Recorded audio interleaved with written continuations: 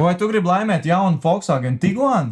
To var izdarīt pavisam vienkārši. Aizej uz Facebook, atrod Autovelta profilu, precīzāk Autovelta punkts, un Sijā Autovelta ir uzņēmums, kurš ir likvidēts 19. gadā, bet labi, ignorēsim to.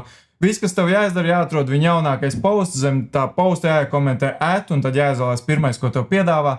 Tur piedāvās highlighted vai izcelts, un ja tas parādīsies zilā krāsā, tu esi laimējis, un, protams, ka tas parādīsies zilā krāsā, jo tas vienmēr parādās.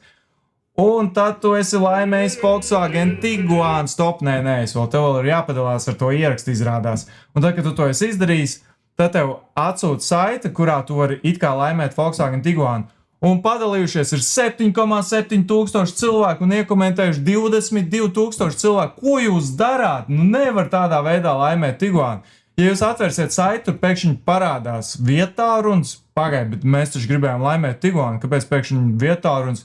Nu labi, laimēsim vietāru un kāda atšķirība? Jāatbild uz standarta jautājumiem. Pēc tam parādās slavenās kastes, protams. Pirmā kaste garām, otro kaste mēs trāpām pareizi.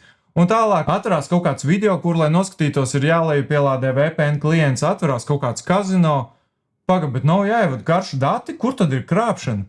Šis ir interesants krāpšanas veids, jo šeit tiešā veidā no upuriem netiek izkrāpta nauda, bet tiek izkrāpts viņu klišķis un viņu laiks. Bet kā tad pelna šie krāpnieki? Viņi aiziet pie leģitīmiem servisiem, kā šis VPN klients vai arī kazino, un reģistrējas kā viņu izplatītāji, un saņem referālu saiti, jeb referāli, kā mēs latviski sakām, un tālāk izplatīt caur šiem krāpnieciskiem ierakstiem sociālajos tīklos.